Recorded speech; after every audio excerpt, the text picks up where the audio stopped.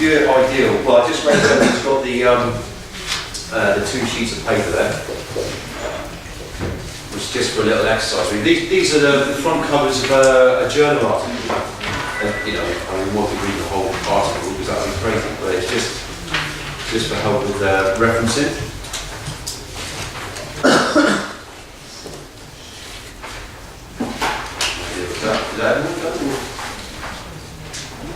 Lovely stuff. Few spares, a few more spares. Great, cheers. Yeah, I'm going to Probably make it in the corner, yeah. I've got a pen, sir. You've got a pen? Everyone got pens, paper, that sort of thing? You need that, mate. You'll need that. No, but then you need that. 3 actually. You can get paper for that. 3 more pens. Sorry, mate, go carry on. That's all right, no worries. So I thought I'd start off by talking about referencing from our perspective, which is we're in the sciences, you know, marine science, environmental science, that sort of thing. So that's us down here. And ideally, when we produce assignments, pieces of work, things of that ilk, you know, which are sort of represented here with these sheets there. Ideally, in the ideal world, these will be the things we say, the facts we state. Like I say, the ideal world should be traceable back to this stuff, which is produced by this guy, people in the scientific community who are actually out on the front lines, as it were, doing the work, doing the practical work, making the discoveries, having it peer reviewed by other scientists, which is crucial, you know, so there's people there saying he's actually not talking nonsense and I've been through this process and what he's come up with is the real deal. That stuff, peer-reviewed research is you know, translated particularly via journals. These things what I've just handed around, the articles there, are created there, and then we as academics, students, whatever, use that literature as the basis of our assignments. So then there's you know, more than an element of truth in what we say in an ideal world. So this is a slide that Colin made and I adapted, and this is talking about the sort of things we can use in the work that we produce. And I've kind of ordered them in, I guess you could say, the order of respectability, how reliable these sources are. So the top left are the journals. If you can aspire to using just journals in your work, that's favourite. That is what you want to go for. It's kind of impossible really, because you quite often need to use images from other people, like photos or whatnot. But you know, sort of 80-90% of you know, particularly when you go into the 3rd year, should come from journals. So journals are great. Books next, they're quite good, but in a sense they're based on journals themselves, particularly scientific science books. E-books are just as good. Newspaper articles, they're quite good. Ideally, they should be. The author should put their name to the article. When you see that, you know, something written by such and such a correspondent, that's when you can feel fairly confident that what they've said is based on the truth, because no one wants to put their name to something that could later turn out to be rubbish, because they can get in trouble. And then you have like things like you have meetings with people, I don't know, like people in industry or whatever, and obviously they don't want to put their name to stuff that could later get them into trouble. So that's very reliable. Conferences, the same. Down here, you're starting to get into fairly murky areas. For example, like audio recordings, fine. TV shows, it depends on the TV show. But certainly by the time you get to websites at an academic level, they're not submissible really. They're not very reliable because, you know, it being the internet, you can say pretty much whatever you want and get away with it. So I personally wouldn't use websites, and I would aspire to using journals, favourite. So yeah, and this is where referencing comes in really, because it's a way of saying where you got your sources from. What are your sources? And at this stage, you guys are what level? You know, the first year, is it? The first year of the HE course. This is when it comes in. This is sort of when it kicks in. We should start using referencing for the first time. And for a start, and certainly at Plymouth you get better marks if you have a nice, tight set of references. And it's also a good way of avoiding accusations of plagiarism. So if someone says, well, look, you know, you said this in your work, but I found this in another piece of work, someone said this already. But you say, well, no, that's, you know, I've cited it, I've referenced it, so I mean, that's what we're supposed to do, isn't it? You know? So that really helps avoiding accusations of plagiarism. You know, shows off the research you've done. A nice reference list at the back of your work will show all the pieces of work you reviewed, read. That's a good thing. And yeah, tutors will check your references to make sure you have understood. I don't. What? Anyway, those three are good enough, so that'll do. So yeah, but this is a big deal. This is something that people trip up on a lot, is the difference between what is a citation and what is a reference. And there's also another one, what is the difference between a reference and a bibliography. For me, I got through a whole degree without really having to worry about what a bibliography is or was, or however you want to put it. So I think the important thing right now in the first year of the degree is what is the difference between So if you look at that, so this is a bit on citations. This, all the stuff in black, I wrote that. That's from my dissertation, which I've actually brought in today. Which is here. I got it, you know, bound in hardback because I had a bit of money at the time. I don't now, because of foolish things like that. But please feel free to read it. I'd like somebody to read it so it doesn't just get on the shelf. So yeah, like I say, I wrote this earlier this year, in fact. And what I wrote there is not important. What is important is the stuff I've highlighted in red. And these are citations. So, you know, the body of the text that you write, wherever you state a fact, like for example then, so I've written here, fuel of the sort used in the design of reactor predominant in the UK is comprised of uranium oxide. Great. But the important thing is that I've sort of shown, so that this was written by West, MacArthur and Tao in 2012, I've shown who, you know, proved that fact and when they proved it. So that's a citation. Another one, as it, the UK, does not have an indigenous supply of ore, the UK must import it, with mines in Kazakhstan, Canada and Australia providing more than 60%.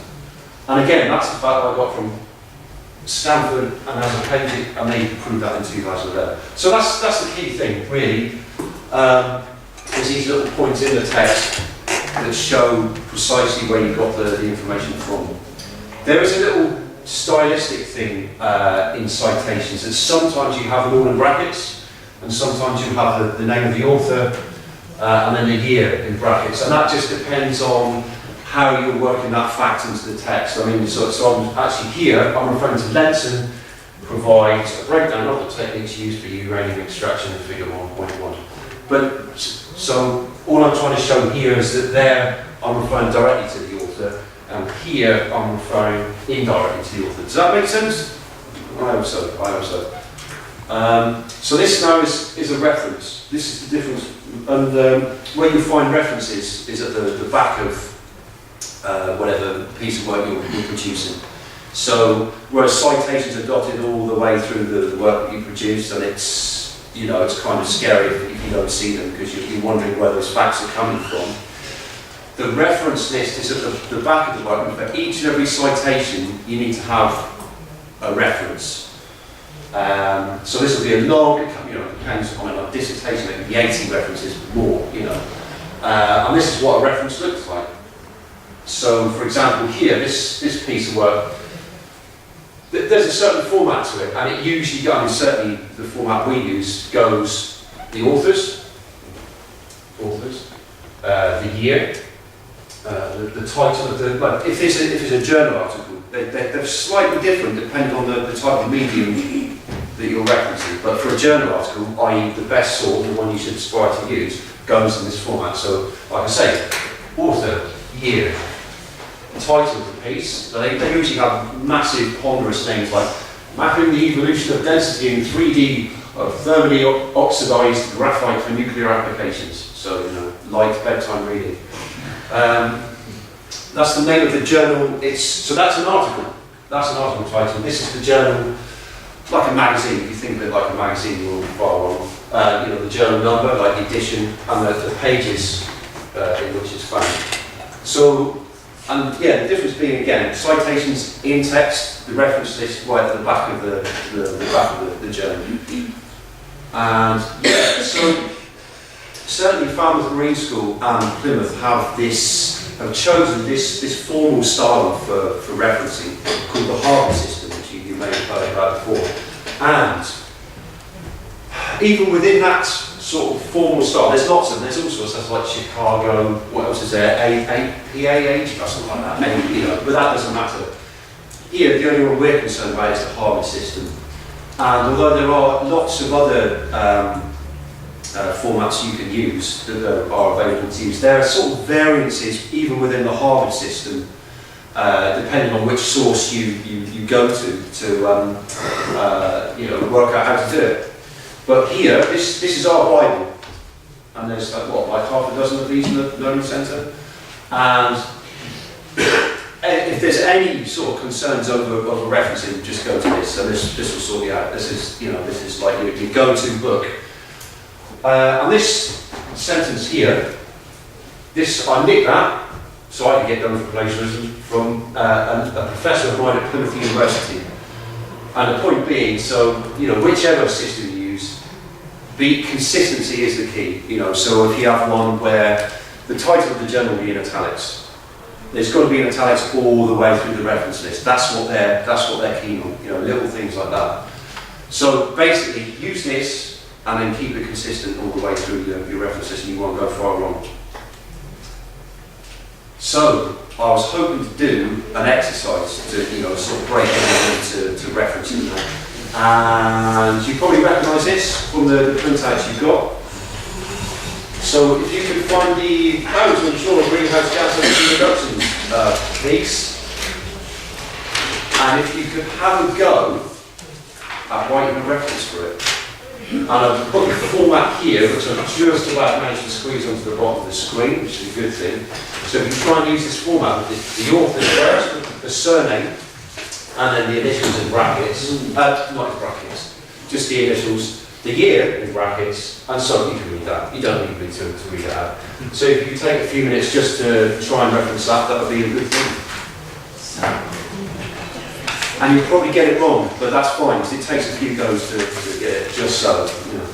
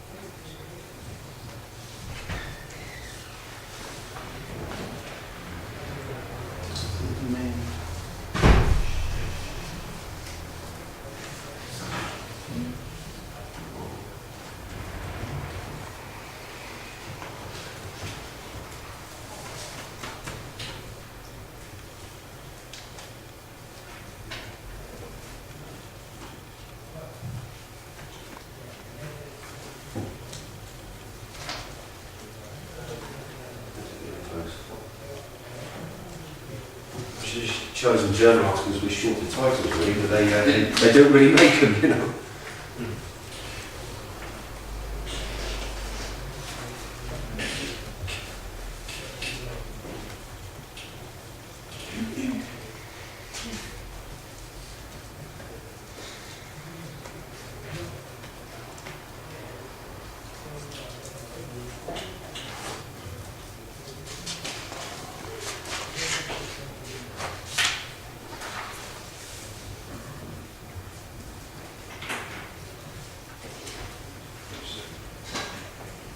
Gold star over there, I reckon. I doubt it.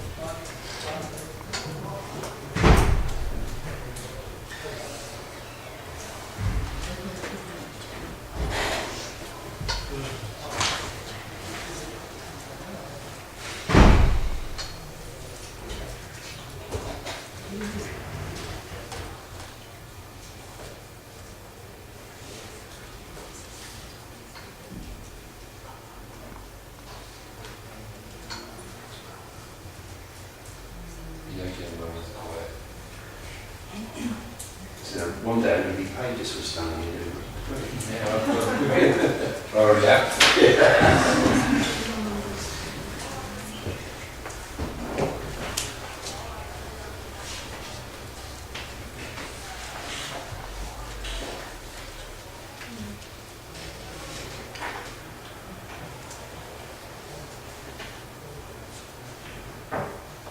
How are we doing, folks? All right? Everyone happy with what they got? Ideal. Right. Well, I'm hoping that you can have something like this. So this is obviously the reference at the top. So these are the two authors.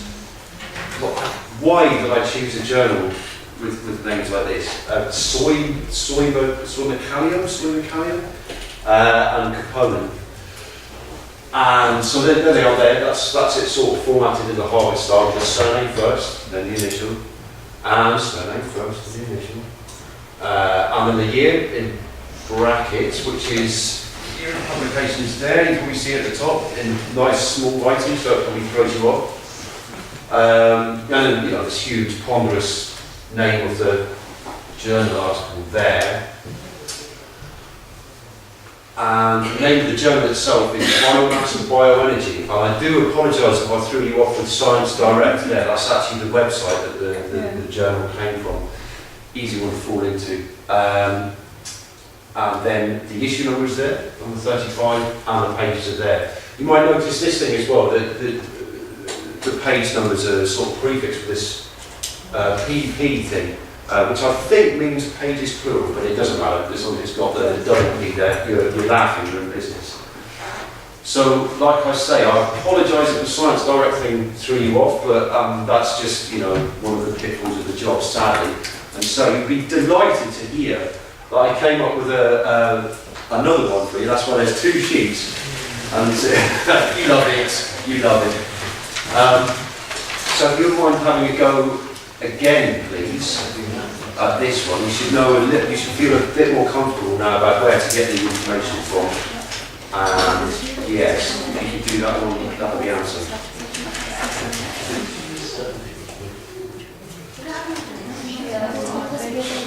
Sorry? Oh, good shout. That's a great question, actually. No, it's a tricky one, isn't it? Because you have these Chinese names. Malaysian names. So I remember when I referenced this one, I put, you know, I treated that as the surname and these as forenames. So I went with Go CS. But that is a really good question because that could be wrong. I mean, a lot of these in Southeast Asian countries, they have the surname first and then the. Yeah. So I don't know. It could even be wrong. But I just, you know, I would just go with like the way we do it. So that's their surname and those are the sort of forenames. Do they have to be alphabetical? So I always thought you had to list them alphabetically, the authors, but on the last one you didn't, so I wasn't sure. I always go in the order that it's on the journal. Oh, right. Yeah. I think there's big problems in science is that people whose surnames start with letters of the alphabet closer to A than Z are actually doing better than people close to the end of the alphabet because, you know, their names come up first in journal searches, you know, so I think the way it is, like the lead scientist will be put first and then the others will come afterwards. It's alphabetical once you put it into your list. Yes, that's it, yeah. At the end they have to the list is alphabetical. Do you put a full stop between the initials of the forenames? Yeah. And then a full stop after to go on to the next name? Full stop then a comma. Full stop then a comma. Full stop, Okay. Full stop, comma, that's it. Although, in this one, because there's only two authors, there would be a comma between the two. You'd say, so it'd be full stop and blah, blah, blah. If there's more than two authors, so you'd have, you know, Smith, Jones and Partridge, then you... Well, I get this one can't. So between Smith and Jones, you have a comma, but between Jones and Partridge, you have... You would et al. Never in a reference list. Never in a reference list. But in a citation, if it's four or more, yeah. So over 3. So, Yeah, yeah, so, but Steve says, not in the no, reference. that's got to be everyone, But which is, it's only when you You're not start, highlighting. rather than having long names to names. That's really hard. So is there a way of working that you could not highlight it? yeah, yeah.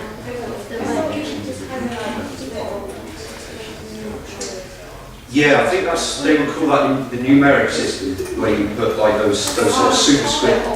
Yeah, Harvard, they'd say no to that, you know, they're very strict on sort of, it's got to be the citation. Which is a shame, because I mean, if you've got, you know, a piece of like an assignment where it's only got an A3 sheet of paper, but it's got to have, you know, the father style and text referencing, you lose a lot to the, but it's, yeah, I have had it on the where, you know, the passage is set up, so it's numbers to. But within any of your work, references, as in anything names that doesn't count towards, or anything they say quite your work will work out. Someone just asked a question here. Yeah. Right then, guys. When you do your word count, is there a way of excluding those references within? In Microsoft Word, if you actually highlight the words and then press Control, you can actually pick up the words that you want, and then you sort of miss out. Yeah. There's somebody, I'll show somebody that will do it. But there's some software in Word also, which I don't use. They can actually have an instead just highlight the words you know you're going to need, Yeah. and then look at the word count at the end, and it tells you.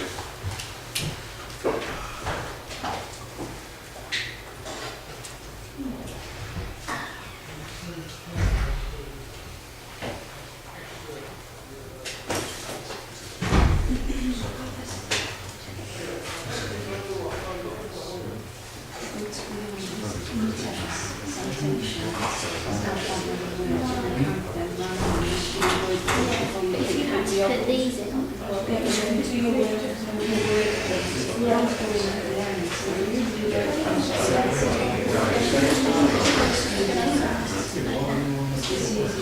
Yeah.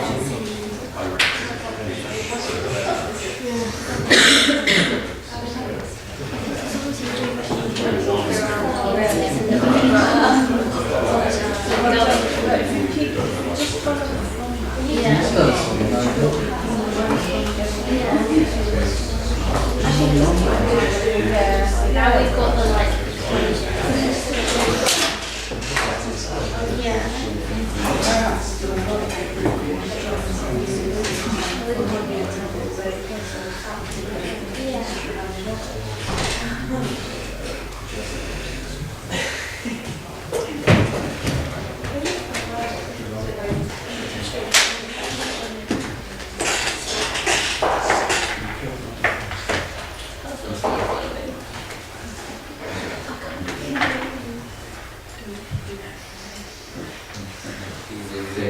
Nearly there.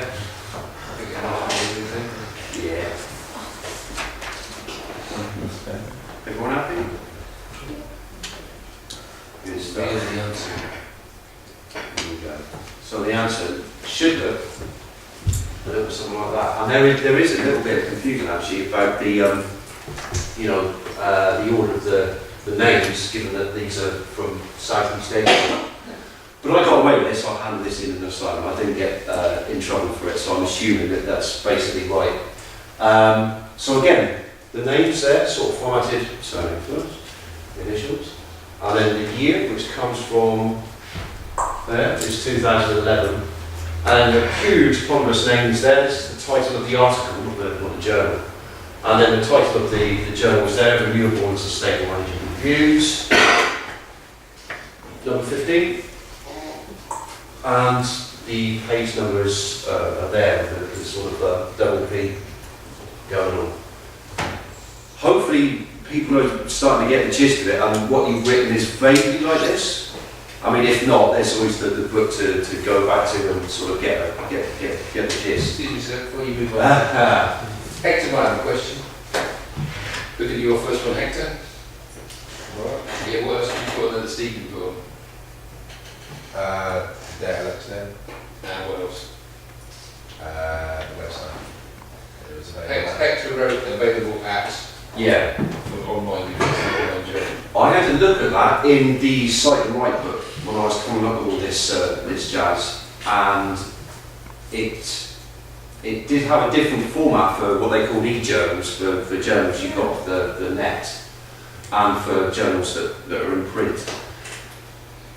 This is a bit tricky for me because I think if you download the journal and if you have it as a PDF, then I tended to cite them as if it was a print journal.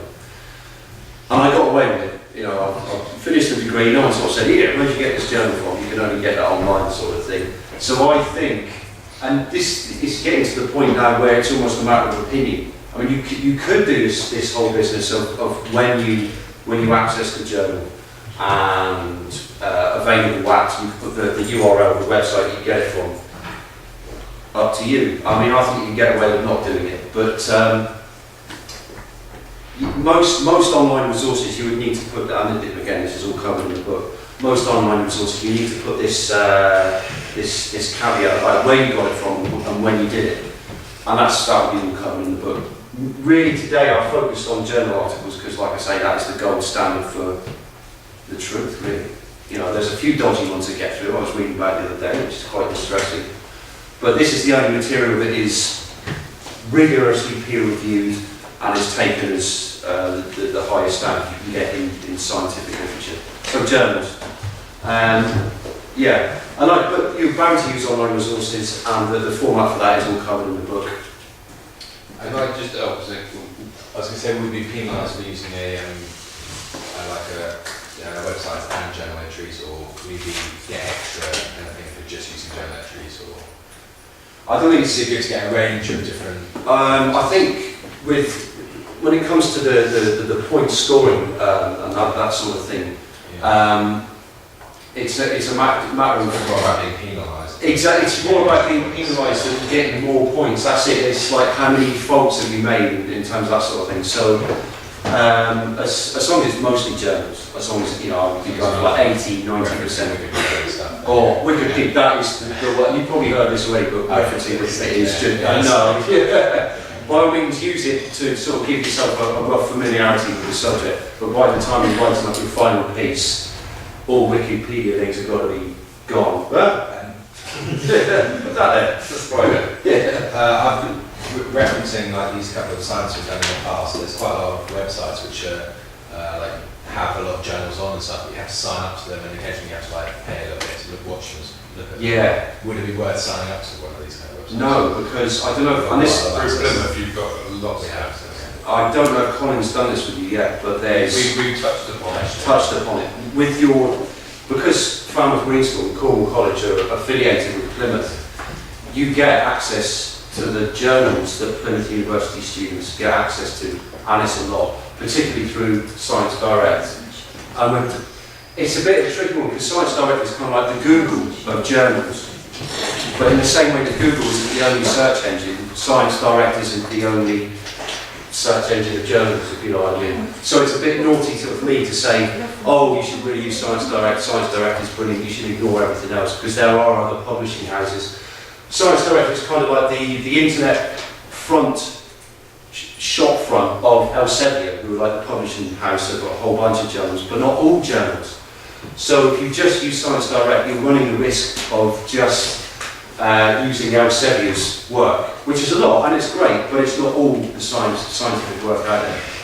That point aside, it's a shame I haven't got a slide with the sort of Science Direct page on it, because it is a really good way of seeing which you're allowed access to and which ones you're not.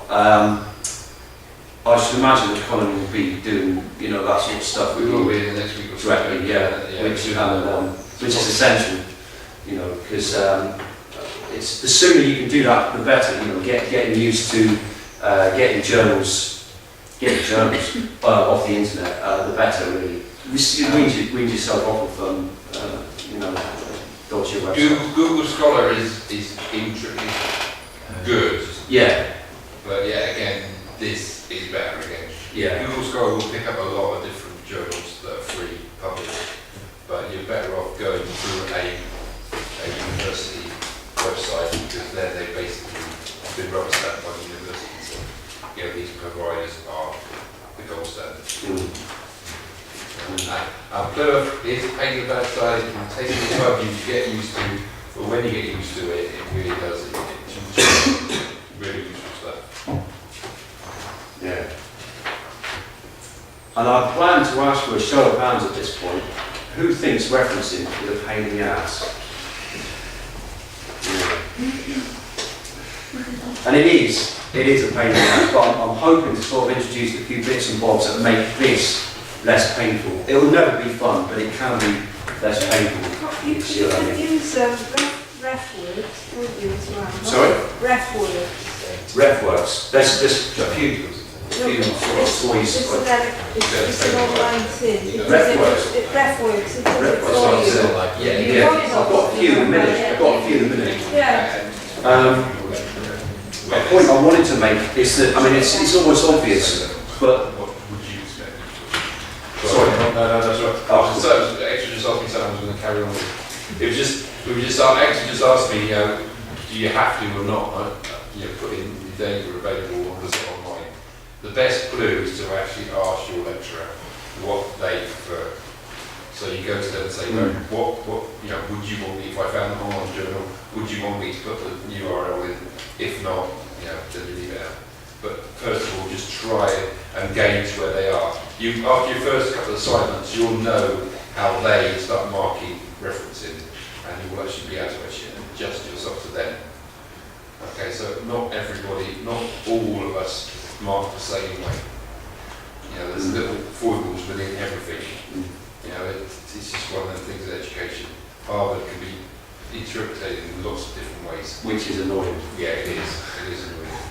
And I thought for a So standard... we have nailed this book and said, right, everybody, if it's in that book, and you come and say, this is what that book said, then we agree with you.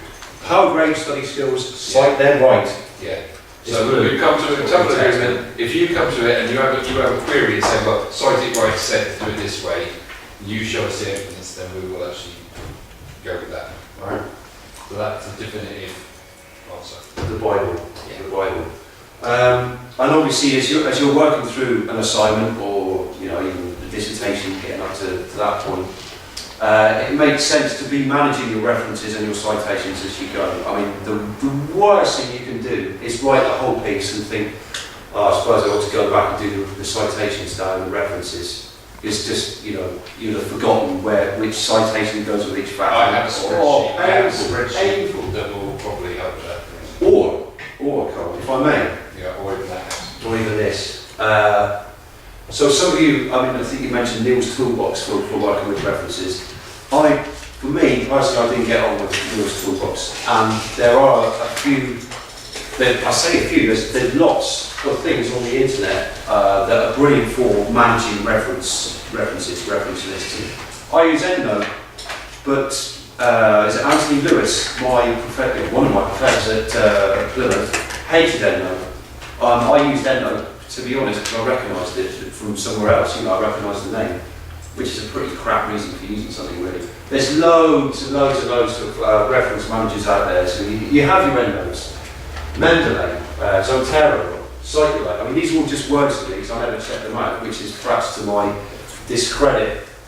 But all, you may try these and find that any of these are a brilliant way to sort of manage your ever-expanding reference lists. So please do try. And the sooner the better, because the sooner you find a reference manager that works for you. When you work up to hideous pieces of work, like a dissertation, hundreds of references on one piece of work, then you will bless the stars that you sort of employed the service of one of these. Most of these are free, of course. I mean, EndNote has like a charge service where you get the more bells and whistles application, but I did alright without it, to be honest, and it's perfectly good. So, for example, this is EndNote because I use EndNote, but it's not like I'm getting paid by EndNote to voice its services. But this should be a bit like Neil's toolbox, I would have thought, where you have these boxes where you just conveniently pop in the author, the title, the year, the journal, whatnot, all the stuff that you're familiar with now. And it will save all that for you. And this is the last slide, you'll be pleased to hear. And with EndNote, you download a little widget which plugs into Word. Are you all familiar with, Word, Microsoft Word, all that sort of thing that they've got in the Learning Centre, and you've worked with no doubt many times by now. But this tab you probably won't recognise it because that is installed by EndNote, by a little installer you get from the EndNote website. And it gives you, so once you've built your reference list up in EndNote, so you work with that, it's like an online thing, it's a web page basically, you log into it and then you have all your bits and bobs there. So when you've built up your reference list, it literally is a matter of just, I can't even remember which one it is, I think it's Find Citations, you click that or one of these, and it'll just plot your reference list in for you at the end, and it saves so much hassle. It does all the formatting for you. I think certainly with a Plymouth account, it will give you Plymouth. I've just noticed actually that it says Plymouth Cite and Write, which is the title of that book, which is brilliant, because it means that the format then should not only be Harvard, but in line with what it says there. There's a reason for that, mate. That's the reason why we're pushing it. It's because Plymouth uses it. That's the pennies just dropped, so I've had a fight with Learning Services for so long because they produce a thing that they expect all HE students to do. Yeah. I've got the training and said, I'm going to use this. What a rebel. Because Plymouth uses it, and a lot of you go to Plymouth. And so that's the way, I've been chastised for it time and time again. Yeah. But that's just proof to me that That's brilliant. I'm really pleased with that, because that's kind of tidy. That's very tidy. And that is my presentation on referencing what I've done.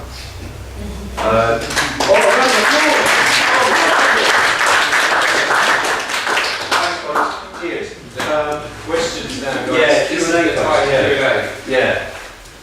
From the situation, if you read your feedback from me, if you've got around to it, lots of things like pictures have not been referenced. Yes.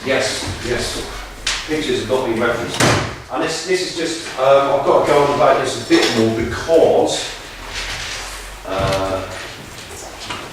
this is something that people fall down on, even at... You're going to get your dissertation. Get my dissertation out, someone's got to read it, can't they? You can give me a copy, I'll put it in the library next year. So never mind the title of that. Yeah. But there's a few things about...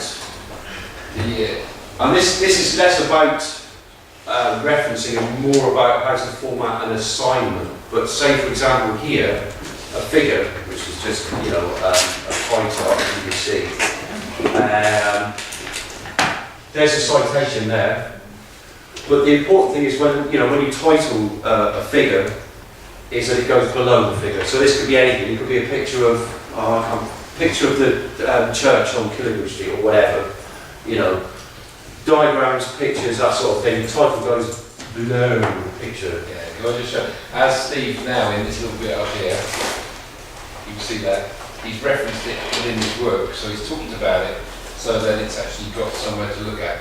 Lots of people with the stuff I got, there's no picture, but there was, you could start talking about it, and you say, well, as you can see in figure 1.1, there's a bigger growth in uranium deposits or such.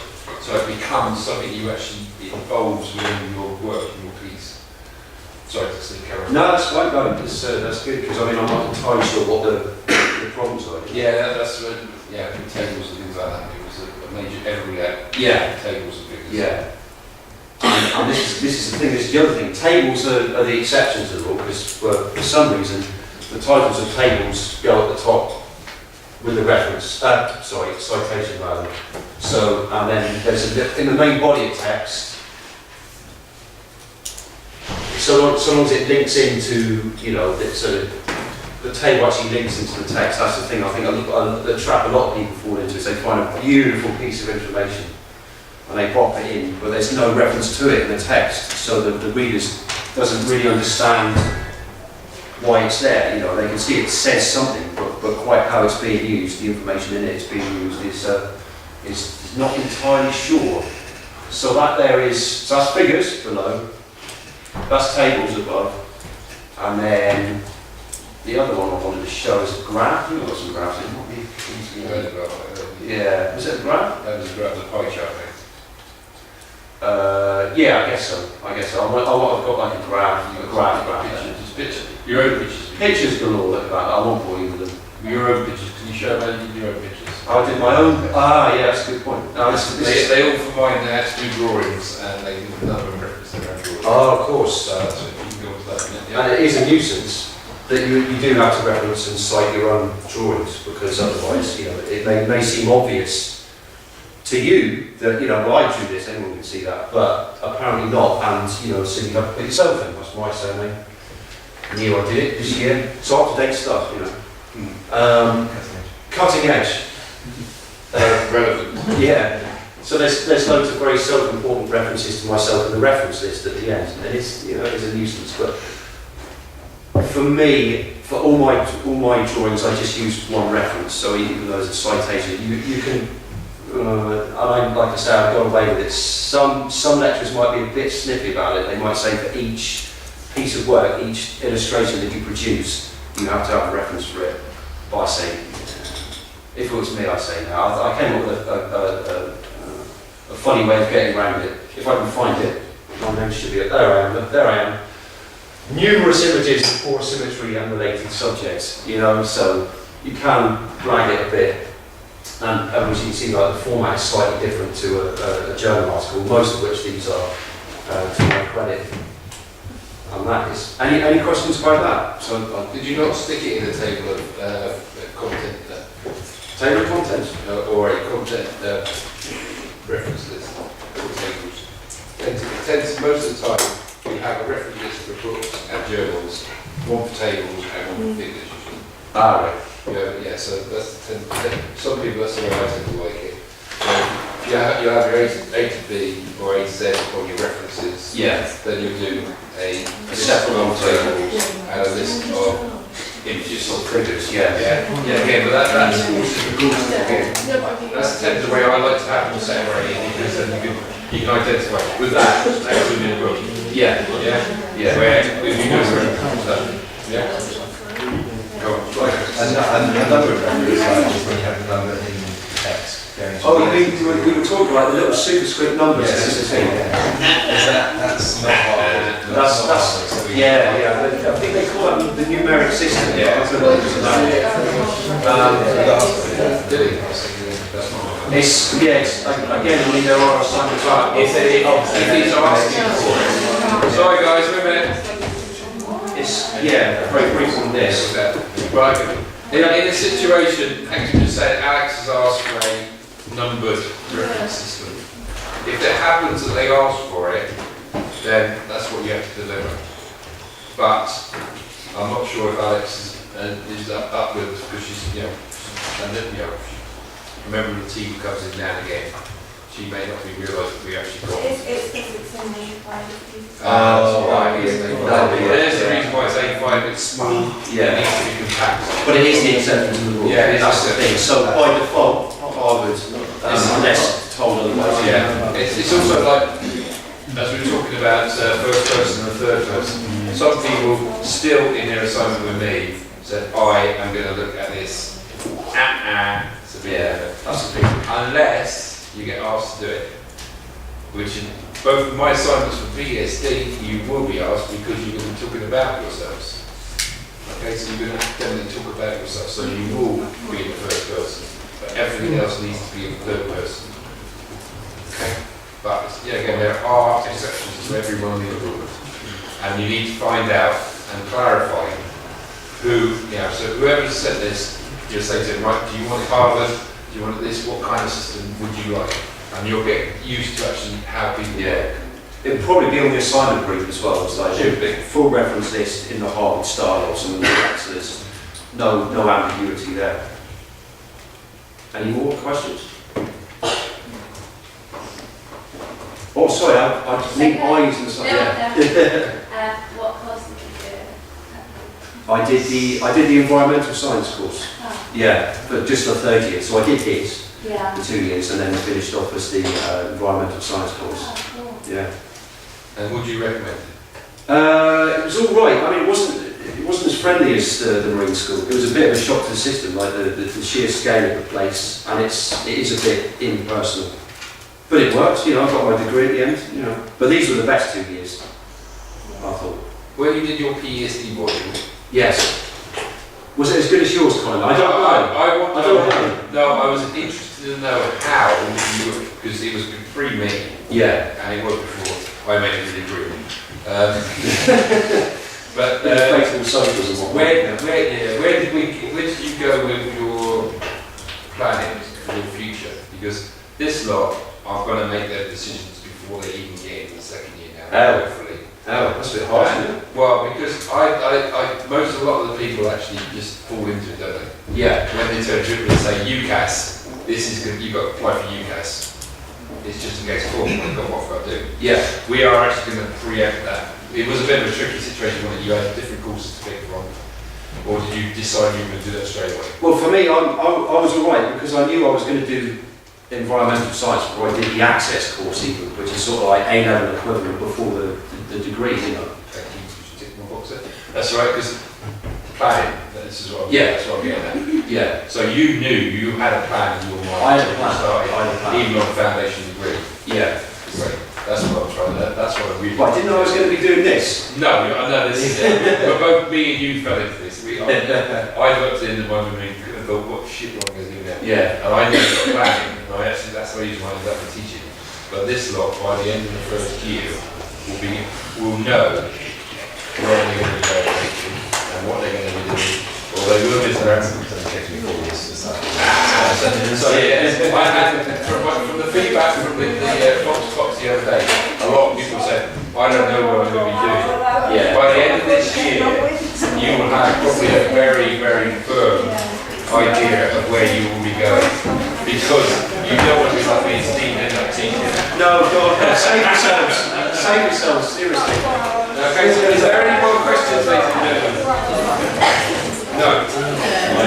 Right, well, guys, we go, ladies and gentlemen. We have Steve around.